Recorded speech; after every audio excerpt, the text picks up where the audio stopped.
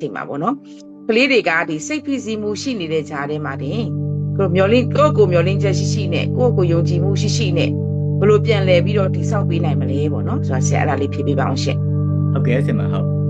ဆိုတော့ကျွန်တော်ကလေဒီခလေးတွေကိုပြုစုပြောထောင်တဲ့အခါမျိုးမှာကျွန်တော်သူသဖြင့်လူကြီးမိဘတွေနားလည်မှုလွယ်တဲ့ဟာတစ်ချက်ပေါ့နော်အဲ့ဒါကဘာလဲဆိုရင်ကျွန်တော်ကမြန်မာစကားပုံမှာလည်းရှိတဲ့အတိုင်းပဲစင်ရင်းနာနာဖို့ဆိုတဲ့အတိုင်းပေါ့နော်ဆိုတော့ကိုသားသမီးကိုတော်စီကြည့်ရှင်ကျွန်တော်ကအရန်ဝေဖန်နေအပြစ်တင်နေသူများနဲ့နှိုင်းရှင်နေဒီလိုမျိုးလုံးမှပဲကောင်းသွားစီမယ်ဆိုတော့ထင်မြင်ယူဆချက်မျိုးကိုကျွန်တော်ကအငြင်းနဲ့ကျင့်သုံးခဲ့ကြတယ်ပေါ့နော်ဆိုတော့ဒါမဲ့လို့ကျွန်တော်ကစိတ်ပိုင်းဆိုင်ရာဘက်ကနေကြည့်မယ်ဆိုရှင်ကျွန်တော်အဲ့ဒီဟာတွေက emotional abuse ဖြစ်နိုင်တယ်ပေါ့နော်ဆိုတော့ကလေးတွေကိုကျွန်တော်ကသူ့ရဲ့ခံစားချက်တွေသူတို့ရဲ့လိုအပ်ချက်တွေကိုကျွန်တော်တို့ကဖြည့်ဆည်းပေးတာမျိုးမရှိဘဲနဲ့သူတို့ကိုကောင်းစေခြင်းလို့ဆိုပြီးတော့ပဲဝေဖန်အပြစ်တင်တဲ့ဟာတွေကတနည်းအားဖြင့်အဲ့ဒီ emotional abuse လို့ခေါ်တဲ့စိတ်ခံစားချက်တွေကိုကျွန်တော်ကဒီဖိနှိပ်ပြီးပြောတဲ့ဟာတွေကတကယ်တမ်းပြောလို့ရှိရင်ကလေးတွေကိုပို့ပြီးတော့စကားနားမထောင်မှုတွေကျွန်တော်နဲ့ကြားထဲမှာကလေးကျွန်တော်နဲ့ဆိုလေကလေးနဲ့မိဘနဲ့ကြားထဲမှာတွေ့တာမှုပုံစံတွေကဝေးကွာလာတာမျိုးကြီးပထမဆုံးအနေနဲ့ရှိတဲ့ကြတယ်ပေါ့နော်ဆိုတော့ဒီအချက်ကိုကျွန်တော်ကနားလည်မှုလွဲမှားတဲ့ပထမဆုံးချက်ကိုသတိထားကြည့်ဖို့လိုတယ်ဆိုတော့အဲ့ခါကျတော့ဘာတွေလုပ်ပြရမလဲဟေးလို့ဆိုလို့ရှိရင်ကျွန်တော်ကလူတွေက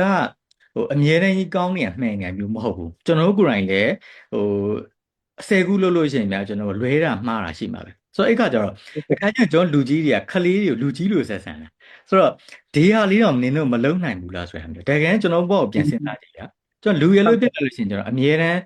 မှားတွေကနေပဲကျွန်တော်သင်ယူကြတာဆိုတော့အဲ့ခါကျပထမဆုံးချက်ကကျွန်တော်ကမှားခွင့်ပေးပါခလေးတွေကိုမှားခွင့်ပေးပါလုပ်ခွင့်ပေးပါ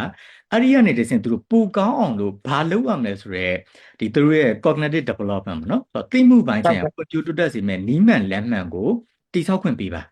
ဆိုတော့ကျွန်တော်ကဘာလို့ဘေးကနေ supporting ပေးဖို့ပဲလိုတယ်ဒါကပထမဆုံးတစ်ချက်ဖြစ်မှာပေါ့နော်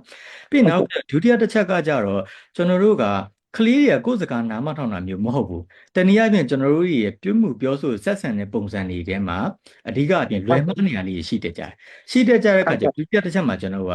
effective communication လေးကိုတိဆောက်ပေးပါဆိုတော့ကိုယ်စကားနားဖို့တော့ကိုကျွန်တော်ကညင်သာစီရဲ့စကားလုံးလေးနဲ့ပြောမယ်သူလိုက်ပါပြီးလောက်ကင်လာနိုင်စီတဲ့ပုံစံမျိုးလေးဖြစ်အောင် positive ဆောင်တဲ့အပြုသဘောဆောင်တဲ့ဘက်လေးကနေကျွန်တော်ကဒီဆွဲပြီးတော့ပြောတာမျိုးကြီးလုပ်ဖို့လိုအပ်တယ်ပေါ့နော်။ဘာကြောင့်လဲဆိုရင်လူတွေကကျွန်တော်နောက်ပိုင်းမှာလည်း positive psychology ဆိုဖွင့်ပြလာတာဒါကြောင့်ပေါ့နော်။လူတွေရဲ့အုံနောက်ဆောင်မှုပုံစံမင်းတို့မလုံနိုင်မင်းတို့မကောင်းမင်းတို့ညံ့တယ်ဆိုရင်ကျွန်တော်အဲ့ဆိုသိကြတယ်။ကျွန်တော်ကအဲ့ဒီအနှုတ်သဘောဆောင်တဲ့အရာကျွန်တော်လူတွေကိုသူရှိတ်ပင်လုပ်သွားစေတယ်။ဘာကြောင့်လဲဆိုတော့ကျွန်တော်ဒီအခါမှာငါအမေကငါ့ကိုအမြဲညံ့နေပြောကြောင်းငါညံ့နေဆိုတဲ့ဟာကို तू ကတင်ရိုးတစ်ခုလိုမျိုးပေါ့နော်ကျွန်တော်စိတ်ထဲမှာအယိုးဆွဲသွားစေတယ်ဆိုတော့အဲ့အတွက်ကြောင့်ကိုယ်ကလေးကိုကောင်းစေခြင်းနဲ့တော်စေရတက်စေခြင်းနဲ့ဆိုလို့ရှိရင်ကျွန်တော်ကသူမကောင်းတဲ့ဟာကိုလေးလူရှုလိုက်တာမျိုးပြောချင်တာမျိုးမဟုတ်ဘူးကောင်းတဲ့အစိတ်ပိုင်းတွေဖော်ထုတ်ပေးပါသူ့အတွက်လိုအပ်နေတဲ့အစိတ်ပိုင်းတွေကျွန်တော် supportive ပေးပါဆိုတော့ဒါလေးကိုကောင်းစေဖို့တော့ကိုဘာလုပ်ပေးရမလဲဘာပံ့ပိုးပေးရမလဲဆိုတော့အဲ့အတွက်ကြောင့်အနှစ်ချုပ်အားဖြင့်ပြောမယ်ဆိုရင်ကျွန်တော်တို့ကကလေးတယောက်ကဒီ nature နာချကိုပြုစုပြောထောင်ပေးတဲ့အခါမှာကလေးအတွက်ကိုသူ့ရဲ့လူအင်တဲ့လူအချက်ကဘာလဲအဲ့ဒီဟာကိုသူကိုယ်တိုင်ရောအဲ့ဒီလူအင်တဲ့လူအချက်ကိုဘလို့နီးလန်းနဲ့ဖြည့်ဆည်းပြီးလို့ရနိုင်တယ်လဲဆိုတာကိုကလေးကိုယ်တိုင်ကိုလည်းသိရှိနားလည်အောင်လုပ်ပေးပါကျွန်တော်လူကြီးကိုယ်တိုင်ကလည်းသူခက်ခဲနေတဲ့အကြောင်းအရာကိုနှိစံဝမ်ကိုကျွန်တော်ဘလို့ဖြည့်ဆည်းပေးရမလဲဆိုတဲ့အစိတ်ပိုင်းလေးကနေကျွန်တော်ကြည့်မယ်ဆိုရင်ဒါကလေးအတွက်ကိုကောင်းမွန်တဲ့နီးမှန်လမ်းမှန်နဲ့ကျွန်တော်ကဖွံ့ဖြိုးပြီးသားဖြစ်မယ်ပြီးနောက်ကကျတော့သူ့ဘဝမှာလည်းအောင်မြင်တဲ့လူတစ်ယောက်အနေနဲ့ကိုကျွန်တော်ကတည်ဆောက်ထားပြီးသားဖြစ်မယ်ပေါ့နော်ဆင်မဟုတ်ဆိုတော့ကျွန်တော်အဲ့ရှိတော့ဖြည့်ပေးခြင်းပါတယ်ဟုတ်ကဲ့